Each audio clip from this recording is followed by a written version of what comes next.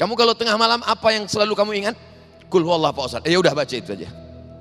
Ya Rasulullah, ya ini ada sahabatku. Siapa namanya? Qatadah bin Nu'man.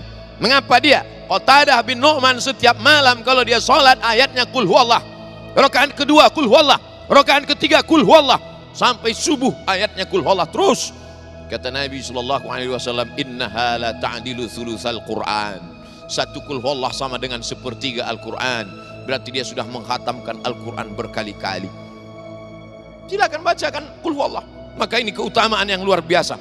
Kata jamaah, inilah dalil yang kami tunggu selama ini Ustaz.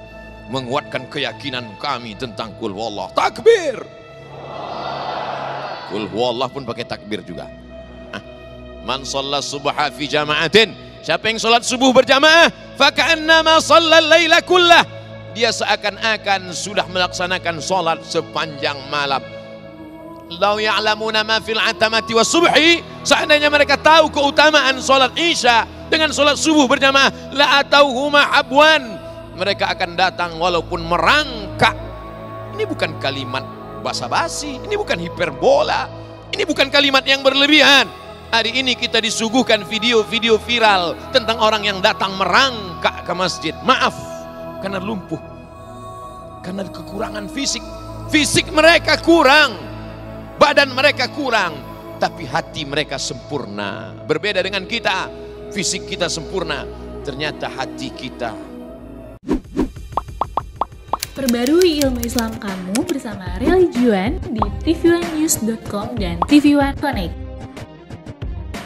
Sekarang kita akan bahas bagaimana setiap waktu itu jangan sampai ada yang kosong, hampa, tak bernilai.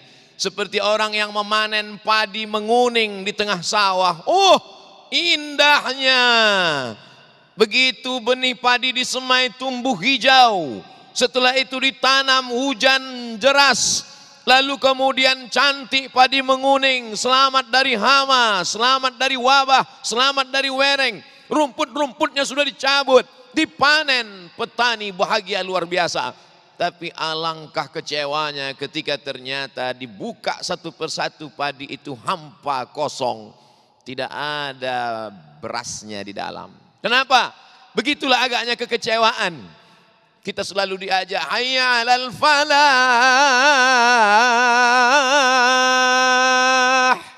Falah, keberuntungan.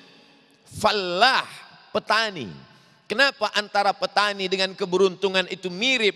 Falah, keberuntungan, kemenangan. Falah, petani. Karena memang petani mendapatkan hasil tanamannya setelah perjuangan yang luar biasa.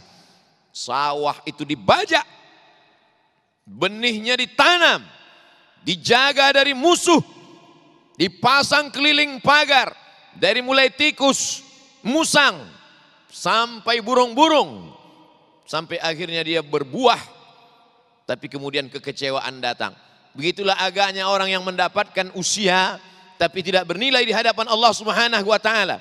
Rumah, tempat kerja, warung kopi, minum-minum sejenak, hidup dengan permainan. Maka kita diingatkan, innamal hayatud dunya, sesungguhnya kehidupan itu la'ibun, hanyalah permainan semata. Walahwun, hanyalah senda gurau. Semua permainan akan berakhir. Ada masa puasnya, jenuh. Semua senda gurau akan berakhir. Tertawalah terbahak-bahak. Sampai masanya kau akan muak, bosan. Dan kau akan menghadap Allah Subhanahu wa ta'ala. Maka jangan sampai ada yang kosong. Bagaimana kita mengisinya dengan baik? Diawali dari bangun tengah malam. Wa minal laili, dari sebagian malam. Fatahajjad, bangunlah, lawan kantukmu, lawan tidurmu. Yang paling afdal sepertiga malam. Jadi kalau malam itu diawali pukul 8 setelah isya, karena itu baru bisa tahajud. Tahajud baru boleh dilaksanakan setelah isya. 9, 10, 11, 12, 1, 2, 3, 4. Kalau di Jakarta pukul 4 sudah azan. Kalau di Pulau Sumatera pukul 5. Hanya perbedaan beberapa jam saja. Tapi lebih kurang demikian cara pembagiannya. Maka dibagilah sepertiga malam antara jam 12, jam 1, jam 2. Inilah waktu afdal paling utama. Tapi kadang kita kesulitan kalau bangun jam 2 nanti akan tidur lagi. Kalau dia tidak tidur nanti akan sulit besok bekerja. Maka paling tidak ini alternatif terakhir. Bangunlah pukul 3. Karena masih ada 60 menit menjelang azan subuh berkumandang. Mandi, bersihkan diri. Ada terapi mandi subuh. Katanya kalau mandi malam itu nanti akan kena penyakit rematik. Betul, setelah maghrib. Tidak dibenarkan.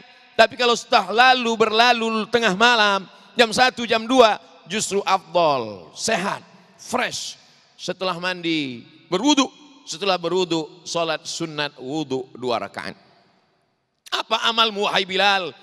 Sami'tu dafana alaika baina yadayya fil jannah. Aku dengar suara gesekan sendalmu di surga. Apa amalmu wahai Bilal? Bilal menjawab, aku tidak pernah meninggalkan sholat sunat 2 rakaat setelah wudu.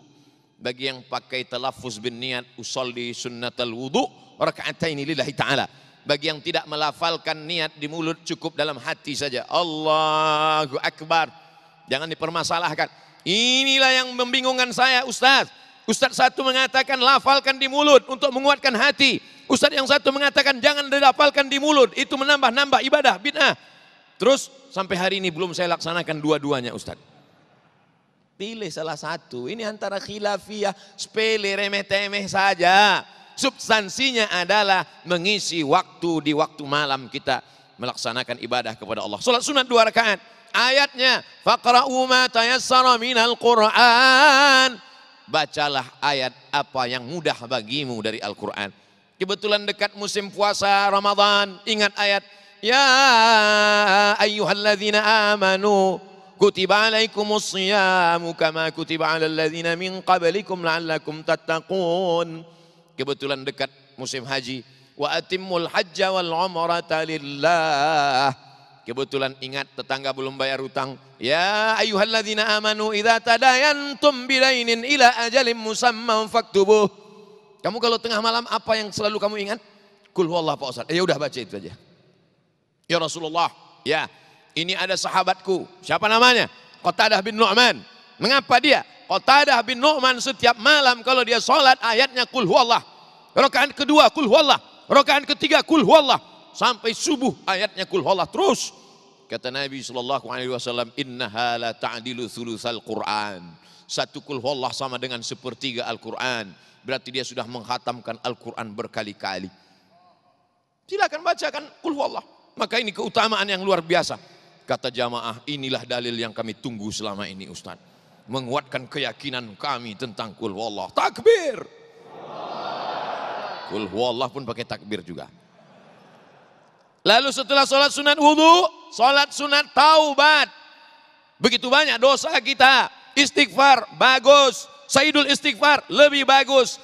Yang lebih bagus lagi adalah sholat sunat taubat 2 rakaat. Ma min muslimin yuznimu dzamban. Kalau ada orang yang silap salah berbuat dosa, summa yatatahhar, mandi, bersuci, berwudu, summa yusalli rak'ataini, usalli sunnatat taubat. Yang tidak melafazkan niat dalam hati, Allahu Akbar. Ayatnya masih seperti yang dulu. Setelah itu sholat sunat tahajud. Nabi itu kalau sholat sunat tahajud, sholatul laili masna, 2 rakaat salam, 2 rakaat salam, 2 rakaat salam, 2 rakaat salam, 4 kali salam, 8 rakaat. Ayatnya Pak Ustadz itu juga. Setelah itu sholat sunat hajat. Hadis riwayat Imam Ahmad bin Hanbal dalam kitab Al-Musnad. Paling bagus berdoa, wudu dulu. Paling bagus berdoa menghadap kiblat. Paling bagus berdoa didahului sholat sunat 2 rakaat.